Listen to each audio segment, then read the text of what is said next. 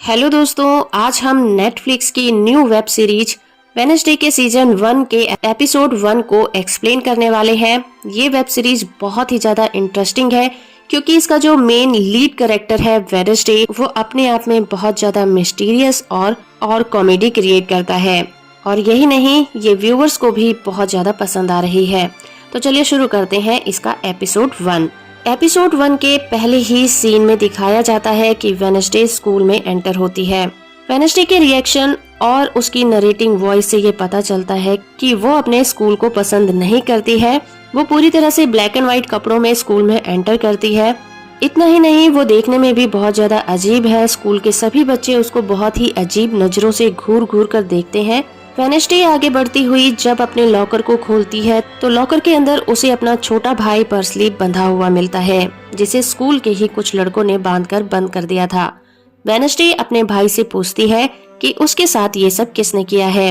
Partially उसे ये सब बताने से मना कर देता है, लेकिन जैसे ही वेडनेसडे पार्सली के हाथ की रस्सी खोलती है, उसे अचानक ही दिव्य दृष्टि दिखाई देती है, जो कि उसे कुछ दिनों से दिखाई पड़ रही थी।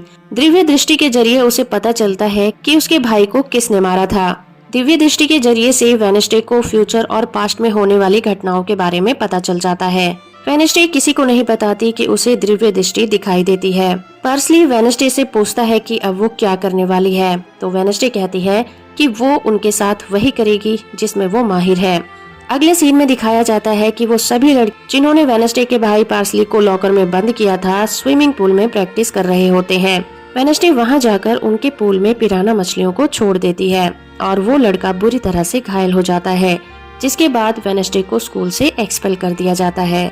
कुछ दिनों के बाद वेडनेसडे अपनी पेरेंट्स के साथ नेवरमोर स्कूल में एडमिशन लेने जा रही होती है। वेडनेसडे को देखकर लगता है कि उसका वहां जाने का बिल्कुल भी मन नहीं होता, लेकिन उसके पेरेंट्स उससे कहते हैं कि नेवरमोर बहुत अच्छा स्कूल है, जहां जाकर उसे बहुत अच्छा लगेगा, क्योंकि उसके पेरेंट्स ने भी वहीं से एजुकेशन ली थी और दोनों वहीं पर मिले थे। और वो स्कूल स्पेशल बच्चों के लिए है। यहाँ पर वही बच्चे पढ़ते हैं जिनके पास स्पेशल पावर होती है। यहाँ पर हमें ये भी पता चलता है कि वेडनेसडे का अपने पेरेंट्स के साथ रिश्ता कुछ अच्छा नहीं है, और इतना ही नहीं, वो अपने पेरेंट्स को पसंद भी नहीं करती। वेडनेसडे के पिता गोम्स बताते हैं कि नेवरमोर दूसरे बोर्डिंग स्कूल जैसा नहीं है, वो एक जादुई जगह है। वहाँ पर उसके जैसे और भी बहुत सारे बच्चे मिलेंगे। उसके तुरंत बाद ही हमें वहाँ के कुछ लोकल से पता चलता है कि नेवरमोर इतनी भी अच्छी एकेडमी नहीं है। वहाँ पर कुछ ऐसा हो रहा है जो नहीं होना चाहिए। नेवरमोर के जंगल में कुछ ऐसी घटनाएं हो रही हैं जिसके बारे में कोई नहीं जानता कि उसके पीछे कौन है, पर सबको लगता है कि उसमें नेवरमोर का ही हाथ है। स्कूल पहुंचने के बाद प्रिंसिपल वीम्स वेडनेसडे को बताती हैं कि वेडनेसडे की माँ मोटेशिया और वो क्लासमेट हुआ करते थे। प्रिंसिपल वीम्स हैरान होती हैं कि वेडनेसडे ने पिछले 5 सालों में 8 स्कूल बदले हैं, लेकिन नेवरमोर स्कूल में किसी भी बच्चे को मिड सेशन में नहीं लिया जाता। पर वेडनेसडे के अच्छे मार्क्स और उसके पेरेंट्स के स्कूल के साथ रिलेशन होने की वजह से उसे स्कूल में एडमिशन मिल जाता है। और कोर्ट के ऑर्डर के अनुसार अभी तक अपने पुराने स्कूल में वेडनेसडे ने जो भी किया, उसके लिए उसे थेरेपी कराने के लिए कहा जाता है। उसके बाद प्रिंसिपल वीम्स वेडनेसडे को उसकी रूममेट इनेट से मिलवाती है, जिसे रंगों से बहुत प्यार होता है, जिसे गले मिलना भी अच्छा लगता है। मगर वेडनेसडे बिल्कुल उसकी उल्टी है। उसे ना तो हंसना पसंद है, ना ज्यादा बोलना, ना गले लगना, और इसके अलावा उसे रंग भी अच्छे नहीं लगते। इसलिए वो और उसके पेरेंट्स कमरे में इतने सारे रंग देखकर घबरा जाते हैं। इनेट वेडनेसडे को यूनिफॉर्म दिखाने के बहाने स्कूल घुमाती है, जहां वेडनेसडे उसे बताती है कि उसे ये सब करने की जरूरत नहीं है, क्योंकि वो यहाँ पर ज्यादा दिन नहीं रुकेगी।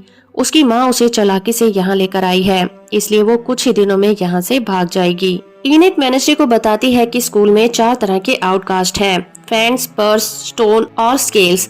फैंट जो कि वैम्पायर है, पर्स वेयरवुल्फ है और स्टोन्स पत्थर में बदल जाते हैं। इसके अलावा स्केल्स सायरन है। वेडनेसडे के पेरेंट्स जब उसे स्कूल में छोड़कर जाने वाले होते हैं, तब मोटेशिया वेडनेसडे को कहती है कि एक दिन उसे भी नेवरमोर से प्यार हो जाएगा। तब वेडनेसडे उन्हें बताती है कि वो जल्दी ही यहाँ से भागकर कहीं दूर चली जाएगी। तब मोटेशिया उसे अपने परिवार का इनिशियल देती है और कहती है कि वो उसे हमेशा अपने पास रखे। जाते हुए वेडनेसडे के पिता थिंक, जो कि एक हाथ है, वेडनेसडे पर नजर रखने के लिए चुपके से वहाँ पर छोड़ जाते हैं। उधर जंगल में शेरिफ को एक बहुत ही बुरी कंडीशन में डेड बॉडी मिलती है, जिसके आधे बॉडी पार्ट गायब है। शेरिफ पुलिस ऑफिसर को कहते हैं कि वो लोगों को इस जंगल से दूर रखें और जब तक सच का पता न चल जाए कि वो सबको यही कहें कि जंगल में भालू है। पर सच्चाई ये है कि ये सभी खून नेवरमोर एकेडमी से जुड़े हुए हैं।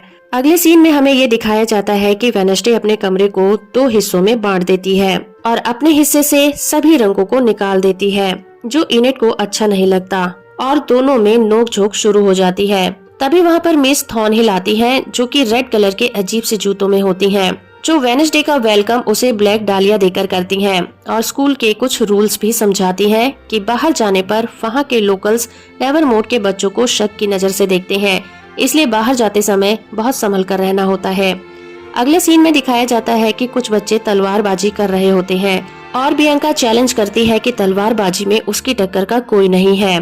तब वेडनेसडे उसका चैलेंज एक्सेप्ट कर लेती है और अपने साथ तलवारबाजी करने के लिए कहती है। फाइनल राउंड में वेडनेसडे बियांका से कहती है कि अब वो मिलिट्री नियमों के हिसाब से गेम को खेलना चाहती है, जिसमें ना तो मास्क होंगे और ना ही टिप्स। जिसका खून बहेगा वही जीत जाएगा। बियांका भी चैलेंज को एक्सेप्ट कर लेती है, जिसके बाद वो वेडनेसडे को हरा देती है। अपने सर पर लगी चोट पर बैंडेज बंधवाने के लिए जब वेडनेसडे हॉस्पिटल जाती है, तब वहाँ उसकी मुलाकात रोविन से होती है, जो उसे बताता है कि वो भी वहाँ पर नहीं रहना चाहता। जब वेडनेसडे हॉस्पिटल से बाहर निकलती है तो छत से एक बहुत ही बड़ी मूर्ति गॉर्गिल उसके ऊपर गिरने वाली होती है। तभी वहाँ पर जेवियर थॉप आ जाता है और उसे बचा लेता है और वेडनेसडे वहीं पर बेहोश हो जाती है। जब वेडनेसडे को होश आता है तो जेवियर थॉप उसके सामने बैठा होता है और वेडनेसडे उसे कहती है कि उसने उसे क्यों बचाया। तब जेवियर थॉप उसे बताता है जब वो दोनों 10 साल के थे तब वो अपनी ग्रैंड मदर के फ्यूनरल में जाते हैं, जहाँ पर उनकी पहली बार मुलाकात हुई थी।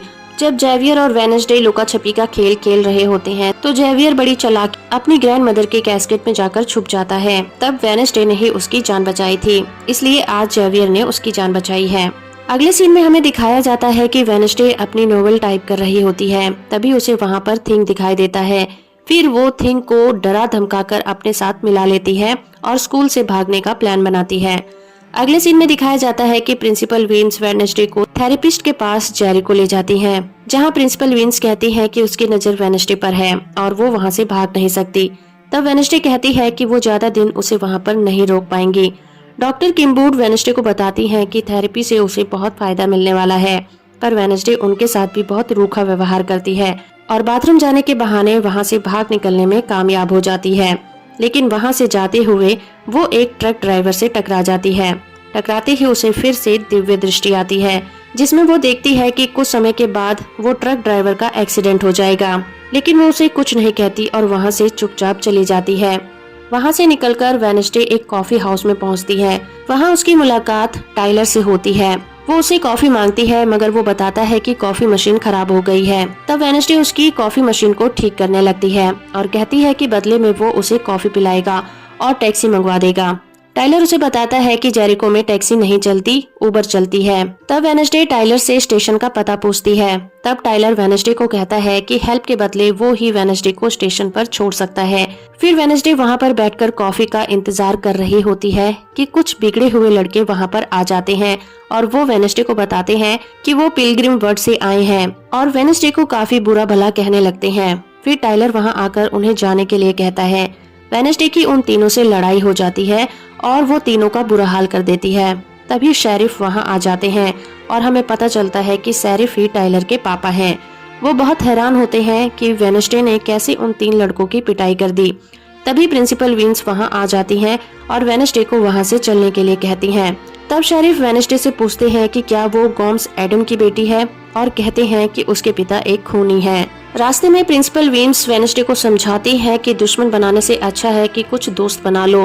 तभी उन्हें रोड पर एक एक्सीडेंट दिखाई देता है और वेडनेसडे बिना देखे ही बता देती है कि किसका एक्सीडेंट हुआ है और उसकी गर्दन टूट गई है।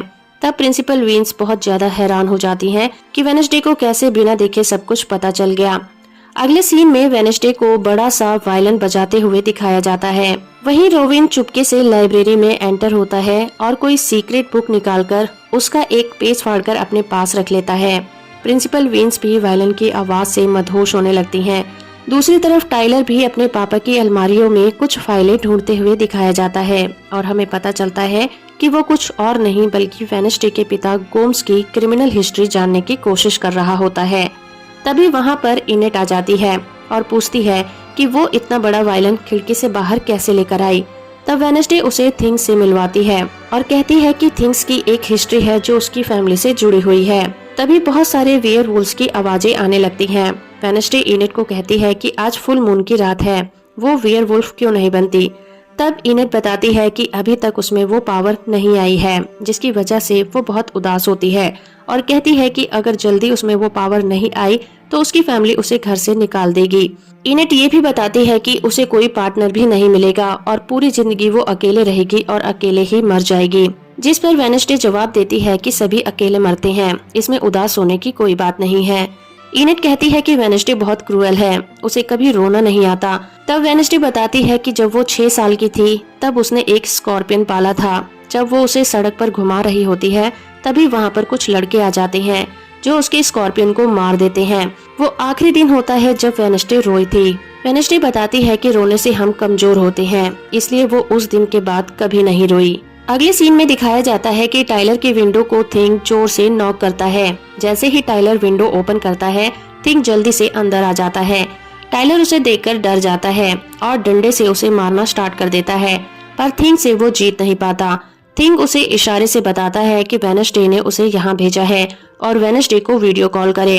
तब वेडनेसडे टाइलर से पूछती है कि क्या वो अब भी स्कूल से भागने में उसकी हेल्प करेगा। अगले हफ्ते स्कूल में हार्वेस्ट फेस्टिवल है जहाँ सबकी अटेंडेंस होना जरूरी है, तो वो वहीं से भागना चाहती है। टाइलर उसकी हेल्प करने को तैयार हो जाता है। अगला सीन हार्वेस्ट फेस्टिवल का होता है, जहाँ इनेट टाइलर को देखते हुए वेडनेसडे से कहती है कि क्या टाइलर पर भरोसा करना ठीक रहेगा। उधर टाइलर के पिता टाइलर को समझाते हुए और इंस्ट्रक्शन देते हुए कहते हैं कि ये जगह बहुत ही अजीब है, इसलिए 12:30 बजे तक घर पहुंच जाना चाहिए। वहां से भागने के लिए जब वेडनेसडे टाइलर को पार्किंग लॉट में मिलती है, तब टाइलर वेडनेसडे को उसके पिता की पुलिस फाइल देता है। तभी वहां पर वही तीनों लड़के आ जाते हैं जिनको कॉफी हाउस में वेडनेसडे ने मारा था। दोनों उनसे बचने के लिए दोबारा फेस्टिवल में भाग जाते हैं। भागते हुए वेडनेसडे रोविन से टकरा जाती है। रोविन वही लड़का है जो वेडनेसडे को हॉस्पिटल में मिला था। रोविन से टकराते ही वेडनेसडे को दिव्य दृष्टि आती है, जिसमें वो नेवरमोर स्कूल को जलते हुए देखती है। एक सीक्रेट बुक भी दिखाई देती है और इतना ही नहीं, रोविन को भी खून में लथपथ देखती है, यानी कि जल्दी ही रोविन मरने वाला है। वेडनेसडे रोविन की जान बचाना चाहती है, इसलिए वो उसके पीछे जाती है, मगर रोविन नहीं रुकता और जंगल की तरफ भाग जाता है। वेडनेसडे रोविन को बताती है कि उसकी जान खतरे में है। तब रोविन कहता है कि उसकी नहीं, वेडनेसडे खुद खतरे में है।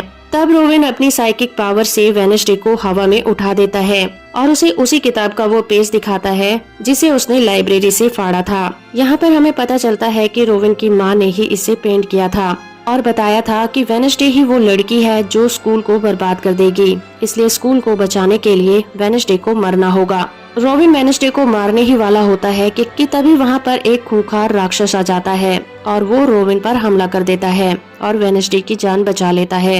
वेडनेसडे इस पेज को लेकर हॉस्टल वापस आ जाती है। हॉस्टल में वेडनेसडे के पेरेंट्स उससे पूछते हैं कि स्कूल में उसका पहला हफ्ता कैसा रहा। तब वेडनेसडे बताती है कि आपने सच ही कहा था कि यहाँ पर बहुत मजा आने वाला है। साथ ही वो अपनी नरेटिंग वॉइस में सोचती है कि ये जगह बहुत ही अजीब है। अभी अभी पता चला कि उसके हाथों स्कूल का अंत होने वाला है। उसके पिता खूनी हो सकते हैं और एक खूंखार राक्षस ने पता नहीं क्यों उसकी जान बचाई है। और यहीं पर इस एपिसोड का अंत हो जाता है।